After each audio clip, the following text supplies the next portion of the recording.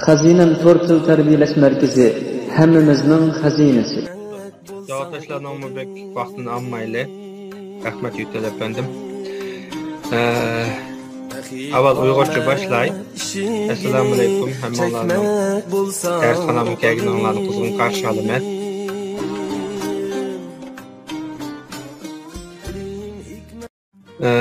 Gerçi bununki Uygurca, Kazakça, Kırgızca, Özbekçe, Türkmençe degендek nurgun variantları, şivelleri bolgan bilen asası bir bu tilninki. Hem de bu sanap ötken devletlerinin içinde en taraqi qilgan, en baştaki doğan devlet Türkiye bolganlığı üçün dünyaya hem de özünü Türkçe dep tanıştıra alğanmış şu Türkiye. Bu til bizning tilimizga, yani Anadolu Türkçesi, Uygur Türkçesiga qanchalik yaqin bo'lishidan qat'iy nazar, hamda nimil degan bilan 1000 yil ayrilib turganligimiz uchun azroq bir o'xshamasliklar paydo bo'lgan. Bizning Uygur tilimizni epaysak, Uygur tiliga atrofimizdagi Xitoychadan, Ruschadan kirgan xilijiq atalgı ve sözlükler bo'ldi. Bu tilg'imi o'xshashlar Arapçadan, Farsçadan ve keyingi zamanlardaki bu modern zamanla o'tgandan keyingi Fransuzcadan kirgan sözlükler nayta jiq bo'ldi. Shu asosda bizning ikki tildagi bo'linish, farqlar o'rtaga chiqdi. Savoqdoshlar hamda aminglarda men bir seviyedan başladı deb qarab bu dersni o'tishni planladim. Yüksel efendim bilan paranglashgan vaqtimizda jiq o'quvchilarningki bir konuni emas, bir kitobni asos qilgan holda o'tsak degan talabini anglaganmi bo'ldim. Men hamda o'zim izlanib asosan dialog shaklida bo'lgan bir kitapni tushirib, shuni muvaffaq ko'rdim hozircha. Hamda savoqdoshlar bilan bugun 1-soat darsda asosiy maqsadimiz tanishib chiqish, ularningki har biriga bir 10 sekund, 20 sekundlik bir so'zlashish fursati berish, shu orqali savoqdoshlarningki tilidagi masalalar nima, şularni mening bir es qilishim, bayqishim kerak. So'nglashqa savoqdoshlar, sizlarni o'zinglarni bir tanishtirib o'tsanglar, bo'lsa turkcha qisqa 10 sekundlik qilib. Dostun kim, düşmanın kimsez ol. Tarihi şerefinle yaz ol, yaz ol. Esselamu Aleyküm. Merhaba, malum. Ben Medine'm Nevada yaşıyorum. Benim sözüm bitti. Benim adım Abdülahad. Aleykümselam.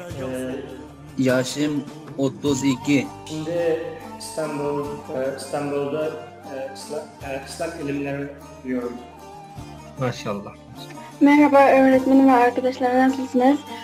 Bu senedir 15 yaşındayım. Ben kendim öğrenciyim ve okuyorum. Maşallah, maşallah. Hoş geldiniz. Hoş bulduk. Teşekkürler. Rica ederim. Evet, başka söylemeyen arkadaşlarımız varsa lütfen konuşabilir. Selamünaleyküm hocam, nasılsınız? Aleykümselam. İyiyim, sağ olun. Siz nasılsınız? Benim ismim Muhammed, Taşralıyım. Ben Bilgi'de yaşıyorum. Maşallah. Ve bu kadar iyi Türkçe konuşuyorsunuz yani. Daha önce buraya mı gelmiştiniz yoksa? Filmlerden öğrendim. Efendim? Filmlerden. Filmlerden öğrendim. Maşallah. Aferin size. Teşekkürler. Evet, başka? Merhaba arkadaşlar, merhaba öğretmenim. Nasılsınız? Merhabalar. İyiyim, sağ olun. Siz nasılsınız? İyiyim, teşekkürler. Ben İstanbul'da yaşıyorum. Merhaba arkadaşlar. Japonya'da öğrenciyim. Yani ben Ohayo gozaimasu, konnichiwa, konbanwa demek istedim ama alfabe diye yerde 29 harf var. Türkçe'de 29 harf vardır. Küçük harfler, büyük harfler. Bunu da mı şu yumuşak G'ni biz çık vakitte telaffuz kılmayımız Türkçe'de gap kılgan vaktimizde. Ondan keyin şu bazı tilimiz kelmaydigan sözler var. Uyg'urchada biz kunab qolgan bu gaplarga. Masalan, harf deymiz, shundaqmi? Türkçede harf bir bo'g'imliq so'z. Boshlangichga diqqat qilaylik. Ondan keyin savoqdoshlarning so'zlashda qiynaladigan bir so'zligi bor. U bo'lsa birinchi degan gap Türkçedeki. İlk. Yani bir bo'g'imliq so'z. Bir i, bir l, bir k yoki k. Yani demek istediğim şey arkadaşların ilk başta harflerin nasıl telaffuz edildiğini öğrenmesi. Harfleri öğrendikten sonra diyaloglara başlayabiliriz. Türkçede de diğer dillerde olduğu gibi zaman kavramıyla birbirine selam verme adı var. Adeti var. Mesela günaydın. Müşahedeme bir ı harfi var. Günaydın. Yani bu söz hayırlık ser diye mani kilido. Sizler yani bir derste ügünüvatsizler. Bu gün diyen yani gün, quyosh. Aydın diyen yoruq bol dediğin gap. Yani quyosh chiqdi, quyosh yoruq bol dediğin gapni bular hayırlık ser deb ishlatgan diyalogda. Bununla karşı cevap verge vaxtımızda mı? Yani günaydın deb karşısı cevap veriverimiz. Abay bir saat işimiz dedi. Nasılsınız deb işletmemdik. Nasılsın deb işletmemdik diye vaxtıda. Konuşmagan özara iki şahıs nasılsınız deb işletse bir-biriga kibar hürmet şeklini turg'izgan boludu. Adınız ne degeni o müşahede? Hürmetligini mesela. Ekranda ko'rgan bo'lsanglar savoqdoshlar. Adın ne degen bo'lsa, isming nima deb so'ragan bo'ldi. Adınız ne deganlik uchun ismingiz nima deb hurmat talaffuzi gap qilyapti. Adım Selma. Sizin adınız ne? Yani karşı tarafga savol so'rash. Yani Türkçede unutmaylik arkadaşlar. Birisi bilan paranglashgan vaqtimizda birisi sizga günaydın dese, siz bu beshingizni lang'ishtirib qo'ysangiz bo'lmaydi. Cho'qim günaydın deyishingiz kerak. Bu bir madaniyat, bu bir hurmat. Adınız ne deb so'raganda, adıngizni deb bergandan keyin sizin adınız ne? Sizi ne diye çağırabiliriz deb so'raysiz. O karşı taraf mı ismini deb bergandan keyin cho'qim memnun oldum. Yani memnun oldum.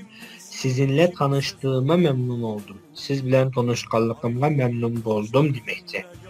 Bu sözünü anlagan deyken siz mi çok ben de memnun oldum. Yani ben de sizinle tanıştığıma memnun oldum deb to'liq cümleni diyaleydigan bo'lishimiz kerak. Bu bir medeniyetning simvoli.